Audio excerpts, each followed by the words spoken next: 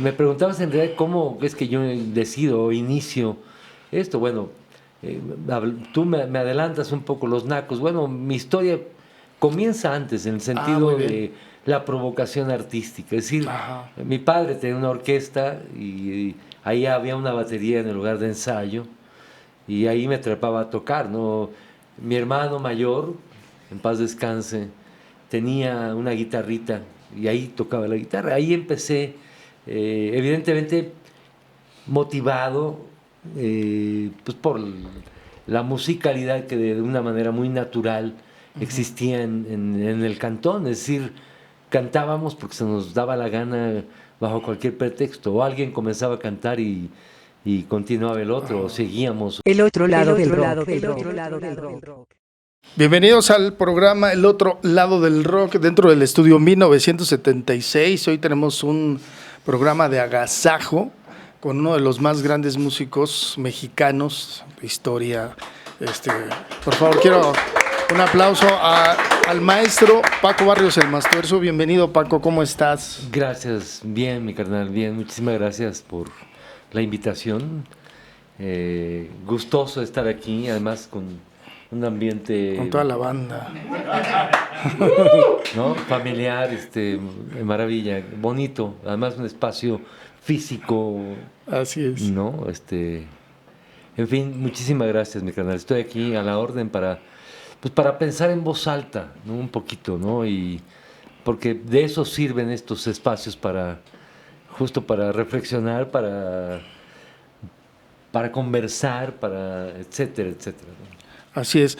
Paco, bueno, quiero preguntarte sobre tus inicios en la música. ¿Cómo es que decides a dedicarte al rock and roll? Es bien sabido que tú antes de Los Botellos tocabas con Los Nacos, si no me equivoco. Así es, sí. Fue en los años 70 seguramente. Estabas chavo. Quiero que me cuentes un poquito sobre eso, por favor, Claro. Paco. El año 76, 1976, a propósito de este estudio, ¿no? Sí, es el año en el que nacimos, por eso nos llamamos así. Bueno, para que veas, bueno, fue un año importante, digamos, en la cierta movida. Ujú. Particularmente, yo inicio mi trabajo junto con Elia Crot, madre de mi primera hija, por cierto, y además, ¿no?, y con todo, a trabajar con el grupo Los Nacos. El grupo Los Nacos, para quienes no conozcan esa historia, que es muy vieja, pues es un grupo que surge como una brigada cultural eh, del Consejo General de Huelga del movimiento estudiantil de 1968, difundiendo las ideas, los acuerdos del Consejo General de Huelga y de alguna forma implementando musicalmente, es decir, desarrollando esa posibilidad de comunicación, ¿no?, particularmente con la parodia. Ahí inicia mi Muy bien. trabajo como parte de un grupo, digamos, y bueno, después toda la historia de Botellita de Jerez, etcétera, etcétera, ¿no? Etcétera. Entonces, tú estuviste, bueno, una pregunta, ¿estuviste en el relajo del 68? ¿Te tocó a ti? No, no, no. No, yo el 2 de octubre del 68 tenía iba a cumplir 13 años. Ah, estabas muy chaval. Muy chavo, pero por supuesto que como morrito, pues sí me enteré de lo que Sí, de todo lo que estaba pasó. sí, nos íbamos enterando. Y particularmente me preguntabas en realidad cómo es que yo decido o inicio esto. Bueno, tú me adelantas un poco los nacos. Bueno, mi historia comienza antes, en el Ah, muy sentido bien. de la provocación artística. Es decir, Ajá. mi padre tenía una orquesta y ahí había una batería en el lugar de ensayo y ahí me atrapaba a tocar, ¿no? Mi hermano mayor, en paz descanse, tenía una guitarrita y ahí tocaba la guitarra. Ahí empecé, evidentemente motivado pues por la musicalidad que de una manera muy natural existía en el cantón. Es decir, cantábamos porque se nos daba la gana bajo cualquier pretexto. O alguien comenzaba a cantar y continuaba el otro, o Ajá. seguíamos, particularmente en las fiestas, de esas fiestas de fin de año donde se encuentra toda la familia y tal, ¿no? mm, evidentemente siempre impregnados de una cierta melancolía, ¿no? Que de alguna forma conlleva la propia canción, la canción en general.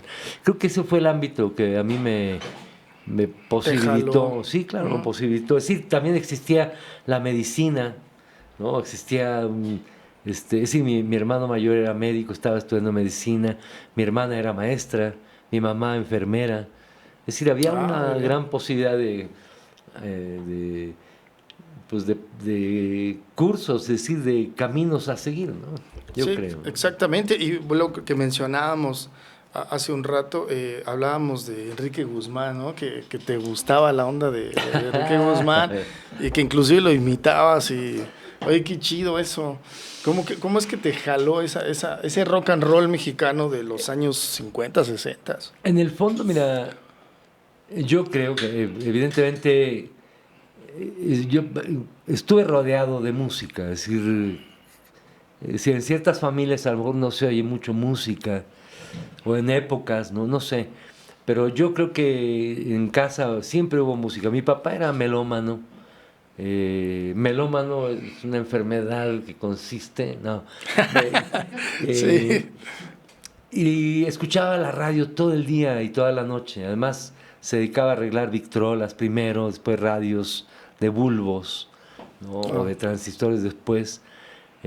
Tuvo esta orquesta en los años 60, ¿no? Había música siempre en casa, ¿no? Es decir, creo que era inevitable así el es. no incorporarse, bueno, no sumarse a toda esta historia. Mi hermana mayor cantaba de una manera bien chida, desde arias de ópera hasta canciones famosas de la época, ¿no? De boleros, de, de cierta factura, ¿no? Yo creo que había eh, una cierta elección de mi carnalita para cantar canciones de María Grieber, por ejemplo, que Muy para bien. muchos jóvenes que ahora mismo están viendo, ¿quién será María Grieber? Bueno, eh, Wikipedia, mis Sí. compas, ¿no? ¿Qué hubo? ¿No? El famoso Google, ¿no? Pues ponle ahí a googlearlo a ver, ¿no? Pero Paco, ¿y cómo es que te empiezas a involucrar ya con los botellos? ¿Cómo conoces a Vega Gil, en paz descanse, y el maestro Orao? ¿Cómo es que hacen clic? Bueno, la historia es muy así, como ya muy contada y cada vez la cuento, a veces salen cosas que Cosas, de alguna forma a mí digamos. me sorprende la memoria, ¿no? Eh, en realidad Armando Vega Gil conoce a Sergio Arau a través de una amistad mutua que era el maestro Manuel Ahumada, en paz descanse, monero, gran Ah, artista, digamos, visual, ¿no? Eh, Se conocen porque Manolo sabía que a Sergio y a Armando les importaba en algún momento construir una banda eh, que, que fuera una banda de rock mexicano y con humor, ¿no? Entonces yo creo que ahí fue el primer clic que se dio entre Sergio y Armando, ¿no? En otro momento, estando yo con Armando, Armando yo lo conocía de algunos años antes, como parte de un grupo que se llamaba Canec, un grupo de música folclórica, particularmente música mexicana, así de onda con arpa a veces, en fin, con instrumentos muy mexicanos, de las distintas zonas mexicanas. Y ajá. ahí tocaba Armando Vega Gil.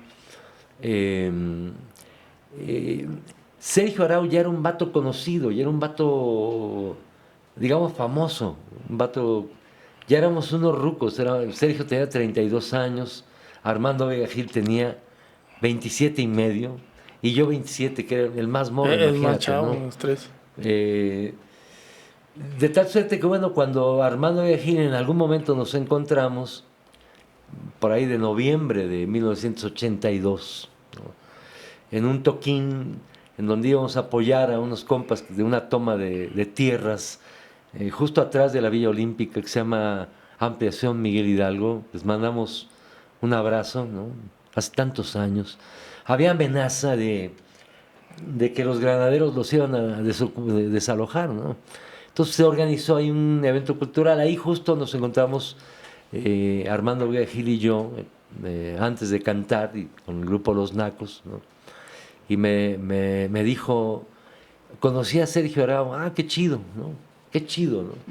Y sí, porque el compa era un vato, insisto, como famosito entre una banda, ¿no? Y además porque por su papá, ¿no? Sus También hermanos, había un ¿no? rollo generacional ahí desde su papá y su mamá, del dueto Corona y Arau, en fin, ¿no? Sí. Era un vato famoso, prestigiado, ¿no? Y particularmente dentro de un ámbito que yo me atrevería a decir de la cultura, más que del espectáculo, de la cultura, ¿no? Donde creo yo que nos movíamos la gran mayoría de ciertos compas, ¿no? Sí. Así que eso, entonces Armando me dijo, oye, mira, empezamos a hacer una rolita, me dice, charro, can, roll, y dije, órale, ¿no? Y te queremos invitar a que toques la batería. En ese entonces el proyecto era Armando Vega Gil, Sergio Arau, Mila Ojeda, que en ese momento eran novios, digamos, Sergio y Mila. Y justo nos vimos para un ensayo. Y en este ensayo se pelearon, así más o menos, se pelearon Sergio y Mila, ¿no? Y ya no hubo ensayo. Pero nos vimos al siguiente ensayo con Sergio y con Armando, sí, ya con un trío. Ya, sí, un power trio. Y así empezó el grupo. Desde el primer ensayo montamos, sí, vimos 3, 4, 5 rolas que fuimos ya armando en esos días, ¿no? Que fueron las primeras 5 rolas que tocamos en el primer concierto de La Botellita de Jerez, que fue el 2 de abril de 1983. Aquí le parto así, porque si no me sigo en toda la historia. Oye, ¿y onda, ustedes nunca empezaron tocando covers o directamente ya se fueron a su música? No directamente, porque era un proyecto, ya estábamos grandecitos, ya estábamos. Sí. Y de alguna manera los tres éramos, en cierta forma, particularmente rock and rolleros frustrados, ¿no? Es decir, Ajá. habíamos tocado con grupos de rock, etcétera, pero como que nunca habíamos podido desarrollar algo. Yo creo que fue una gran oportunidad como trío, es decir, o más bien como 3 personas que deseaban hacer una banda y que se ofreció esa posibilidad. Y creo que la aprovechamos, ¿no? El primer concierto fue muy feliz, ¿no? De eso que dices, claro, le seguimos, cámara, le seguimos. Órale, O sea, tocamos las únicas 5 rolas que nos sabíamos hasta entonces, ¿no? Y pues como era la banda, era familia, eran compas, pues sentimos que, es decir, cerramos el concierto ese día, ¿no? Un concierto para mí, muy, digamos, memorable, porque justo ese primer concierto lo abrió una banda que desde ese día se llamó Real de 14. El José Cruz y con compañía. José Cruz, ¿no? Y demás banda, algunos ya en paz descansen, ¿no? Después vino una banda que se llamó La Broma Bolchevique, que debutaron con una rola y se pelearon. Se pelearon ¿sí? en la primera rola, entonces se mandaron a Chihuahua un baile, ¿no? Y tan, ¿no? Entonces ahí estaba Cox Gaitán y Emilia Almazán, 2 compas muy importantes, yo creo que en esto de la rola, de la canción de esa época y de distintos momentos, ¿no? Y después ya vino Jaime López con unas rolas acompañado de... Yo volteo acá porque acá como si estuvieran ustedes ahí, ¿no? Sí, claro. Ustedes están ahí, ¿no? Cámara. Y se echaron unas rolas, él acompañado también con el acordeón de un gran camarada, un gran compa, blusero, rock and rollero, escritor, Alain Derbez, que aquí lo va a ver, porque toca en cualquier rato, toca jazz con sax o así, ¿no? O sea, En muy fin. buen músico. Oye, Paco, ¿y alternaron algún día con Pero espérame. con Rock Trigo? Espérame, y acabamos... Te ando interrumpiendo, perdón. Sí, no te preocupes, espérame. Míralo. Y cerramos la botellita con esas 5 rolas. las que te hablaba. Es que así somos los marihuanos, así mira, hablamos despacito. Con tranquilo, calma, Paco, tenemos todo el sin tiempo del prisa, mundo. amigo. Adelante, Paco. Tocamos 5 rolas y como les gustaron tanto a la banda, como te decía, Ajá. pues las tocamos otra vez 3 veces cada una. Entonces La tocamos repitieron. cada una 3 veces, o sea, fueron 15 rolas, ¿no? Sí, se aventaron, Sí. ¿qué? Más de hora y media tocando. Y entonces nos dimos cuenta, a pesar de que era nuestra familia, que eran nuestros compas, porque ya algunos ya teníamos hijos, ¿no? Entonces ya venía la familia y así, ¿sabes? ¿No? Y sin embargo percibimos de una manera sincera, ¿no? El, el que sí, que habría que seguirle, ¿no? Y le seguimos, ¿no? Cuando menos 5 años más con ese formato, el trío, ¿no? Me salto a la pregunta que hizo el compa, porque mira, yo estaba instalado en el relato del primer concierto de La Botellita de Jerez, tan. No ¿Cuál sé era qué. tu pregunta, carnal? Muy bien. Por si quieren editar esta pendejada. No, Así, se pum, va, y se ya. va así de corrido, Cámara. porque ese es lo interesante del asunto, ¿no? O sea, la naturalidad. Se me ocurrió ahorita que mencionaste varios músicos que, si ustedes alguna vez alternaron con Rodrigo González. Sí, como no. No una vez, varias veces. Con los Nacos yo alterné 2 veces con Rodrigo. Todavía no era Rodrigo, era Rodrigo González Rodrigo y González. Gonzalo Rodríguez. Muy bien. Hacían un dueto, 2 compas. También el compa en paz descanse. Un año después de que murió Rodrigo, el compa murió. Murió. O cuando menos eso me contó Nayeli Nesme y Jorge García, que un día me dieron un aventón a la casa en el año 1986, y justo a un año de que había muerto Rodrigo. Yo lo conocí a Rodrigo en un concierto en San Rafael Atlixco, en las Muy faldas bien. del Popocatépetl. Nos invitaron en ese entonces un colectivo de compas o exobreros o que tenían que ver con la fábrica de papel San Rafael, que era una especie de un núcleo político-cultural que organizaba eventos culturales con la finalidad básicamente de politizar, de generar una cierta información de la época, ¿no?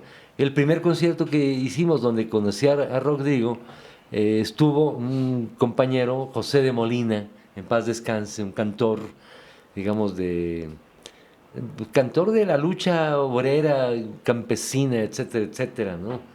José de Molina, Wikipedia, José de Molina, ¿no? Un compa importante en este desarrollo de la canción, ¿no? De lo que yo llamo esa otra canción, una canción que tiene que ver con la subversión de las cosas, con imaginar otro mundo, ¿no?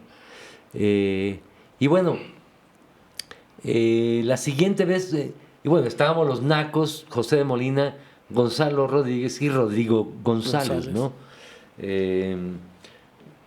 Al año que siguió, más o menos, volvimos a tocar allá en San Rafael Atlixco.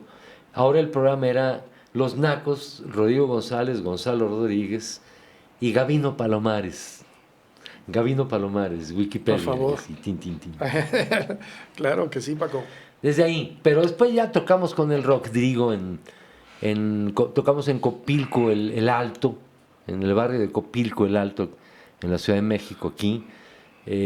Tocamos en Guadalajara, Jalisco, una vez en un ciclo de un lugar que se llama La Puerta, se llamó La Puerta en Guadalajara, muy importante lugar que dio cabida a cantores como Rodrigo González o Botellita o Jaime López, en fin, o Gerardo Enciso. Sí. Fue un momento creo que muy importante. Y otro momento en que estuvimos en un concierto, en un deportivo, así de básquetbol, donde tocó Kenny y los Eléctricos, bueno, Kenny and the Electrics, Sí. y Rodrigo González ya solito y La Botellita de Jerez, ¿no? Eso así como, bueno, nos vimos un montón de otras veces, ¿no? Un día nos vimos para en una tiendita que vendían chelas, por cierto, y que ahí nos leyó, es decir, escuchamos la lectura así muy informal de su manifiesto rupestre, ¿no? Que era un panfletito muy, muy sencillo, ¿no? Muy simple, digamos, ¿no? Pero que fue tan importante para un montón de compas que lo hicieron suyo, es decir, ese manifiesto que decía, yo canto con mi guitarrita así, De acústico, bien sencillo. así, sencillito, no quiero ser ni estrella, no quiero significarme con mis canciones. Yo creo que era y mucho más que eso, era el mensaje que se planteaba, que muchos lo recibimos así con hurras, ¿no? Y con vivas, ¿no? Claro. Y otras veces presentamos un libro de Víctor Roura, escritor. Cuando digo así es porque tienen que irse a Wikipedia. Sí, a buscar los nombres. Víctor Roura, un camarada que hizo un libro, entre otros, no varios, pero uno de ellos, que hablaba del rock mexicano, cuya portada hizo precisamente Manuel Ahumada, en cuya presentación estuvimos Rodrigo González, Armando Vega Gil, Jorge Reyes, en paz descanse también, esos tres compas, ¿no? Agustín Sánchez, un compa promotor cultural, Víctor Robra, por supuesto, Sergio Arau y su servilleta, ¿no? En esa presentación, justo al terminar de verborrea que nos aventamos sobre el libro, pues todos nos despedimos del público ahí presente en el Museo del Chopo. Era más o menos por ahí, un poquito por ahí de agosto de 1985, ¿no? Y justo nos despedimos, entonces el último, creo que fue Rodrigo, que dijo, bueno, pues feliz Navidad y próspero Año Nuevo, por si no nos vemos. Y bueno, vino el 19 de septiembre. Esa fue la última vez, ¿no? que lo estuvimos, que estuvimos Estuvieron juntos, ¿no? con Rodrigo. Un poquito antes, Rodrigo a mí me habló para decirme, oye, yo quiero que sean... Primero me dijo, oye, ya te di el cassette, por teléfono. Ya te di el cassette. Y yo dije, ¿cuál cassette? Adelante. Ya el cámara 2 ya anda riendo. Entonces yo me sentí un poco así, como te digo, oye, sí, ya, ja, ¿no? No, pues me la colocó bien bonito, ¿no? Y nos reímos mucho, ¿no? Y le dije, no me lo has dado. Y dije, no, ya te lo doy. Porque me proponía, me decía, oye, yo quiero que sean mis padrinos de banda, porque quiero estrenar una banda que se va a llamar ¿Cuál? ¿No? Creo que ni siquiera todavía tenía el nombre exacto, ¿no? Pero algo así. Y dije, no, claro, carnal, pero no padrino, le decía yo, no. Padrino es como así, como de arriba para abajo, no. Cómplices, ¿no? Así Sí. Como hoy mismo, que somos cómplices aquí en este espacio, que aquí no hay nada de por medio de qué, ¿no? Simplemente el placer de cotorrear, reflexionar, ¿no? Y así fue. Le dije, aguántame, déjame preguntarle a Sergio Armando. Pero era así, obviamente, ¿no? Como fue, ¿no? A los días yo le hablé o no me habló o así. Y justo abrimos un concierto precisamente en el Museo El Chopo. ¿Para cuál? Presentando a Rodrigo con su banda ¿Cuál? ¿No? Esos fueron como los momentos que recuerdo. Alguna vez nos pusimos bien locos así de, ¿no? Cantando rolitas, él y yo. Él y yo solitos, después de un toquín.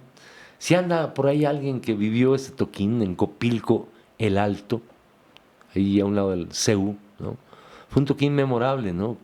Con la botellita y con Rodrigo. No sé si ya estaba con su banda ¿Cuál? Ya no me acuerdo. Pero ese tipo de momentos que fueron bien chidos, ¿no? De un camarada, pues que evidentemente se le extraña, como a tantos otros, ¿no? Así es. Híjole, tantos que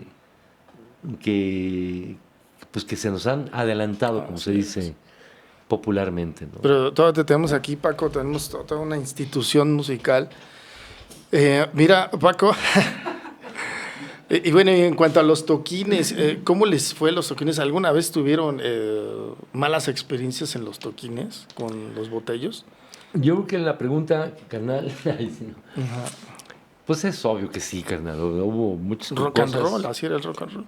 Mira, uno como de una manera, yo creo que por la sobrevivencia, como que como que bloqueas quizá esa parte, ¿no? A veces nos burlamos de ciertas cosas que vivimos, ¿no? Y es parte de nuestra terapia, ¿no? Digamos, ¿no?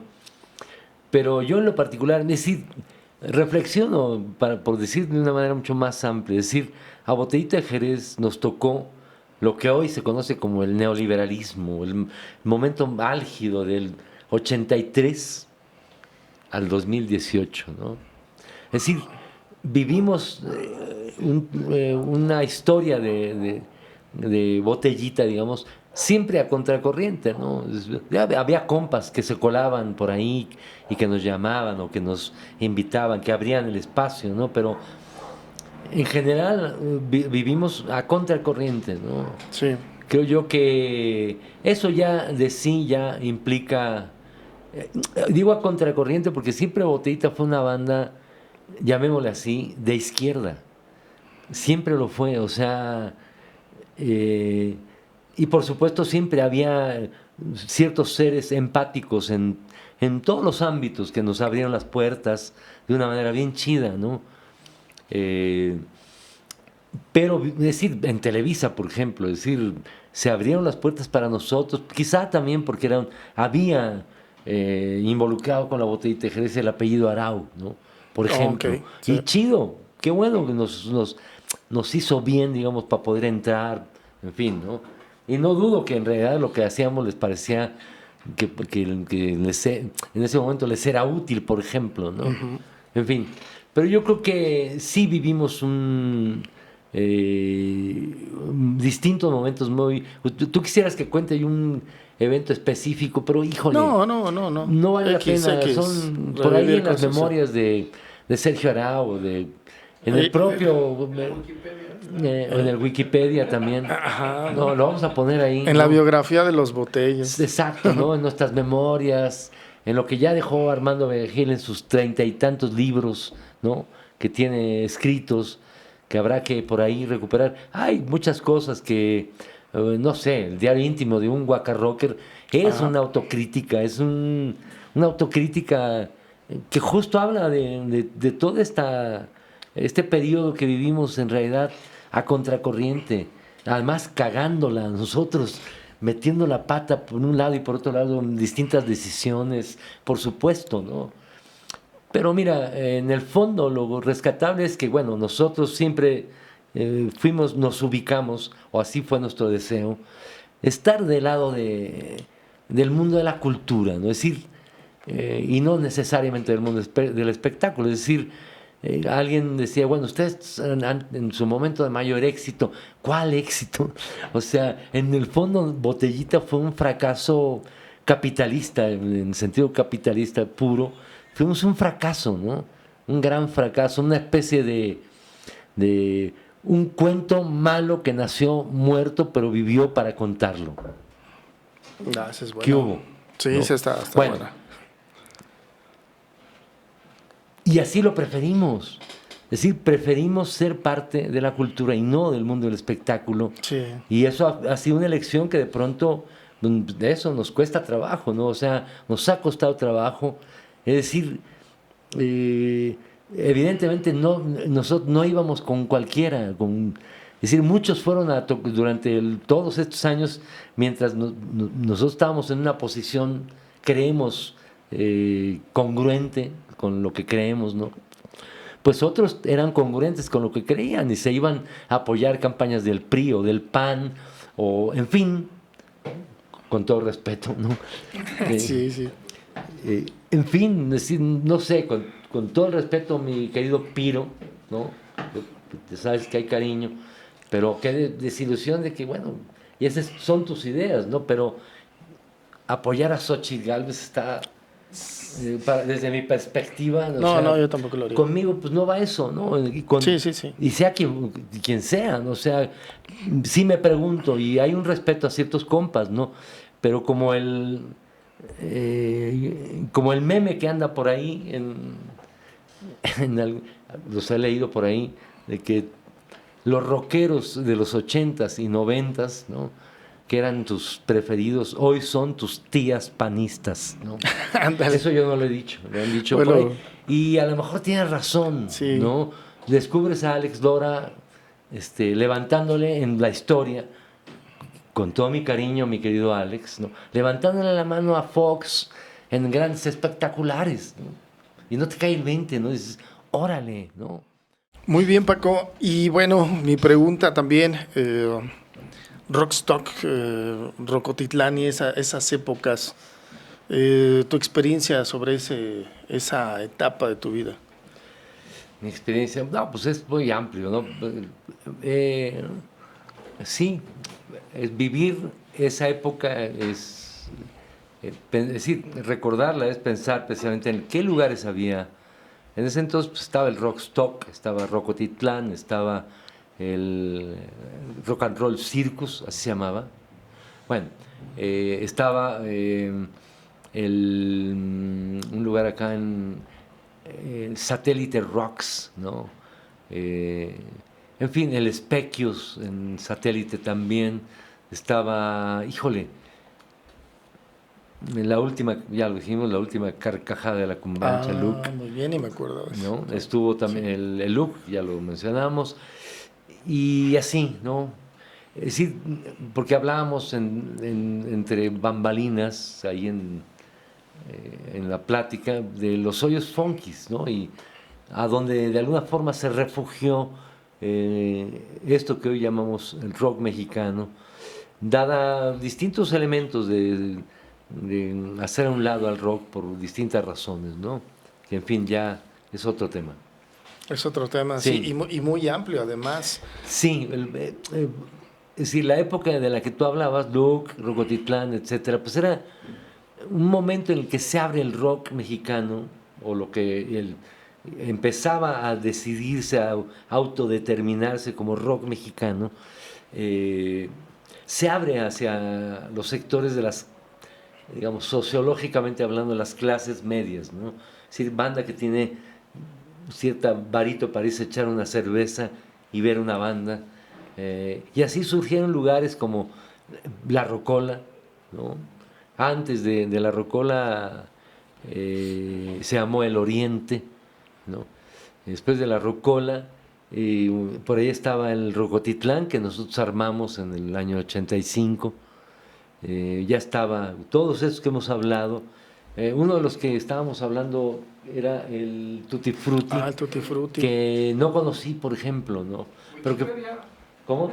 Wikipedia, Tutti Frutti. No, fíjate que no, lo peor es que no están en Wikipedia muchos. No, Desgraciadamente sí, no. sí, Entonces, tienes razón. Justo por eso es importante, Sí. a propósito de que yo cuente, pues, ¿qué cuento? Les cuento lo que de pronto mirábamos ahí, que eran los espacios que se estaban dando para eso que era de manera incipiente, pero ya estaba diciéndose a sí mismo, ¿yo qué soy? Yo soy rock mexicano. En ese entonces había discusiones, incluso compas que escribían en revistas y así, y que hablaban de que el rock mexicano no existía. Es decir, que eso no era, es decir, no había un nombre para llamarle a lo que estábamos haciendo, según algunos, ¿no? Otros sí empezaban a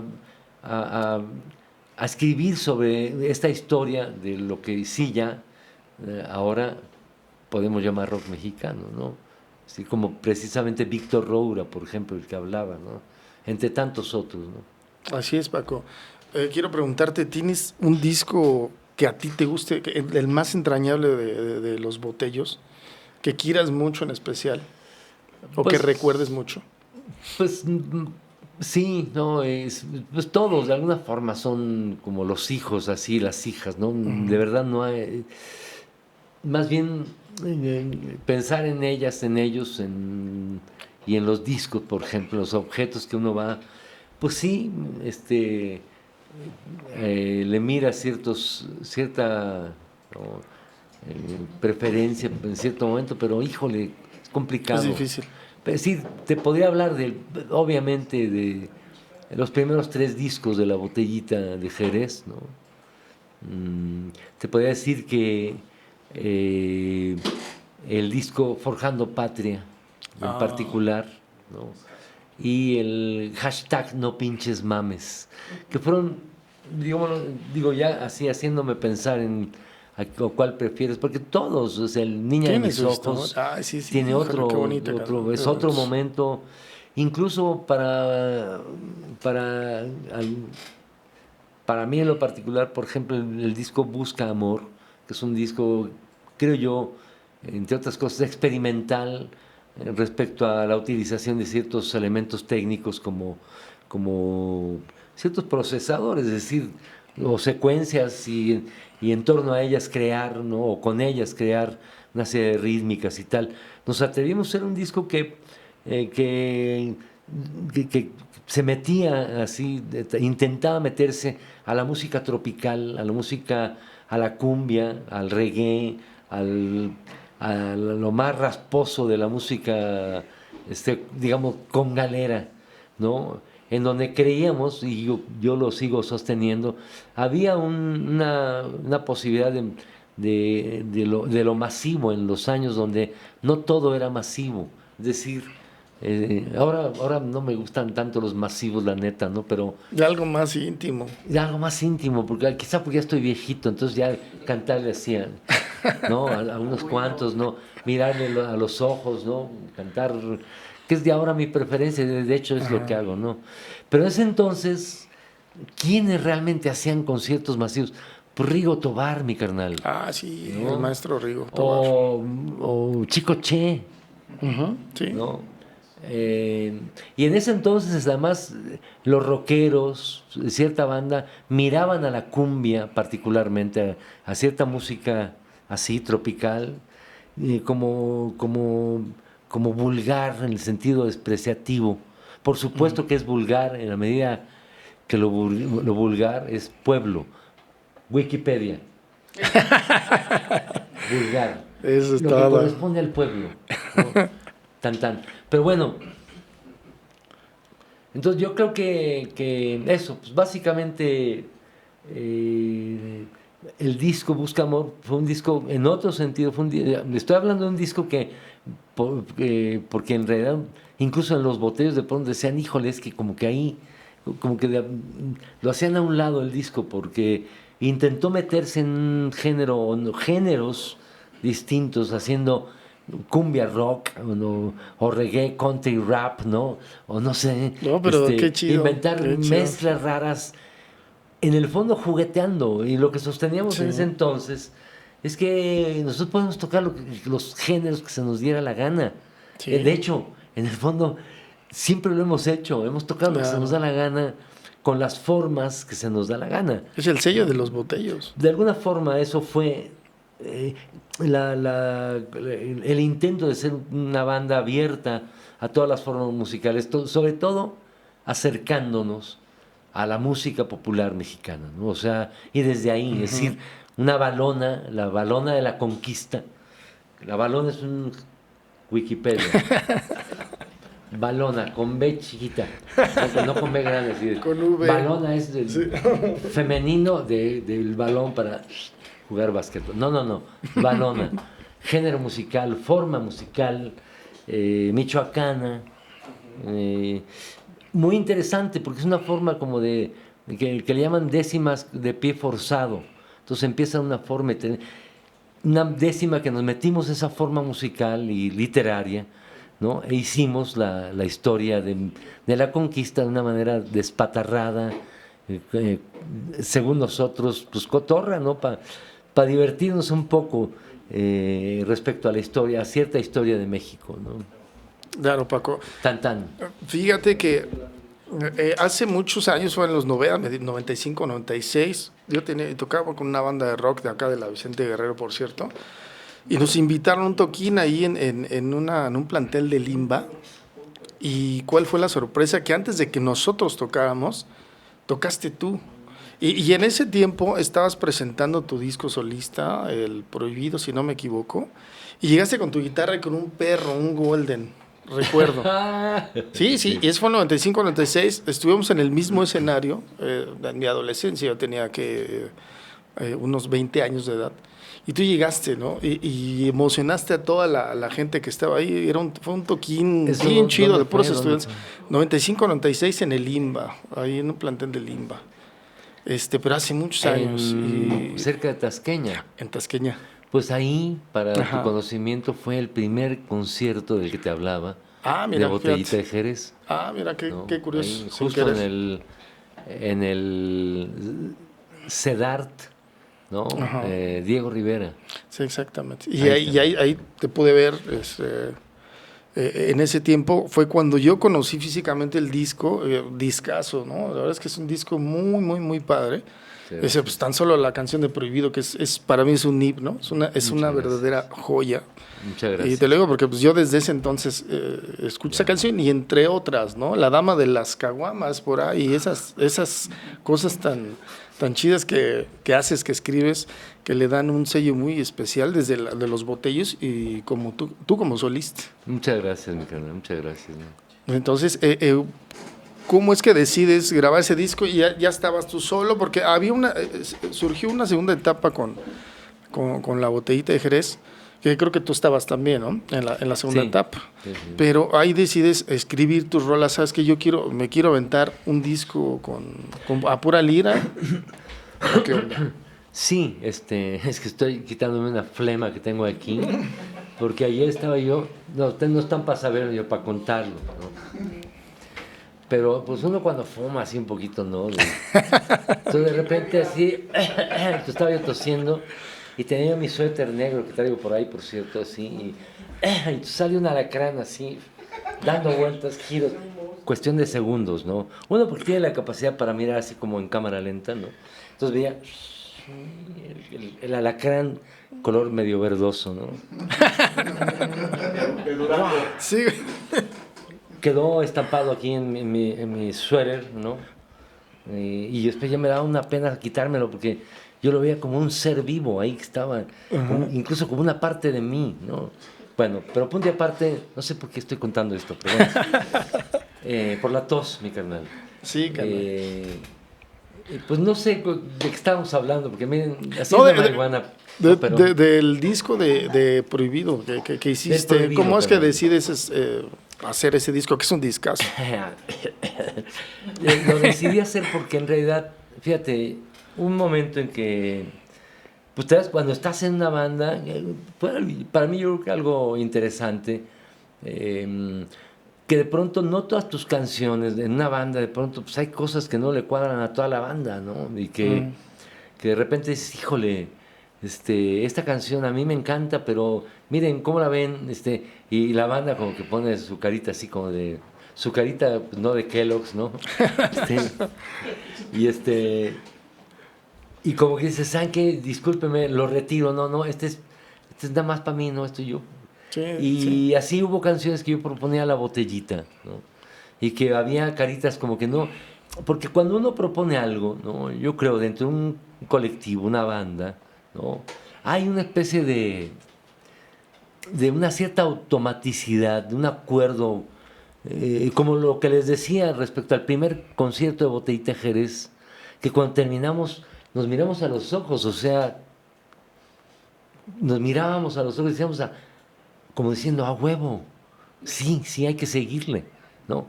Cuando sucede eso, cuando tú llegas con una canción a tu banda, no sé si ustedes lo han experimentado, pero que llegas con tu rola así bien emocionada, qué chingona rola, y que de repente no hay esa emoción, pues dices, no, pues entonces no, esta rola no es para esta banda, que es mi banda, pero ni Sí. modo, ¿no? Entonces mejor la retiro, ¿no? Eso me pasó con la botellita y además lo entendí sin ningún rencor o de Sí, qué mala claro. onda, que no, sencillamente me aclaró que para ciertas cosas, bueno, hay una serie de acuerdos, incluso hay una serie de consensos que se van estableciendo en una banda, ¿no? Sobre todo una banda como Botellita de Jerez, que nunca fue, creo yo, una banda en donde hubiera un frontman que dijera esto No, se hace así era o una banda así. bien completa. No, siempre fuimos tanto en las épocas del trío como en las épocas del quinteto, el cuarteto, ¿no? Fuimos una banda democrática, ¿no? En lo posible, ¿no? En la toma de decisiones fundamentales en el qué cantamos, ¿no? Es decir, nuestra primera decisión de la botella, de la HH botellita, como se le conoce, es continuar con ciertas rolas de la botellita anterior, Sí. como una continuidad, porque lo queríamos, deseábamos reivindicar y que la gente escuchara ese material. Es decir, que lo siguiera, que mirara que hubiera una línea ahí que sugirió el trío de la Botellita de Jerez, lo cual vinimos a reiterar nuevamente en otro momento de la Botellita de Jerez, ¿no? En una tercera etapa con Sergio, Armando y yo, ¿no? Por ejemplo, ¿no? En Claro. fin, ¿no? Fíjate, Paco, eso que mencionas, también tocar el tema, yo creo que viene importante de las alineaciones, pero también salían ustedes en programas, por ejemplo, salieron desde Los Cachunes, salieron en Alcanzar una Estrella. ¿Cómo es que se conectan ahí con lo que te mencionaba hace rato con Shanique, ¿no? Que para mí fue un fraude eso, ¿eh? Pero ahí en Estrellas de los 80s. Ayer hacíamos en un otro podcast, me hicieron una pregunta así por el estilo y entonces yo levanté las manos como el meme ese de ¿Por qué estás haciendo eso? ¿Por qué saliste en la revista Eres? Ah, sí es cierto, Entonces también yo así, saliste en Eres, ya no me acordaba. No disparen, no disparen. Sí, sí, sí. Sí. Tengo hambre.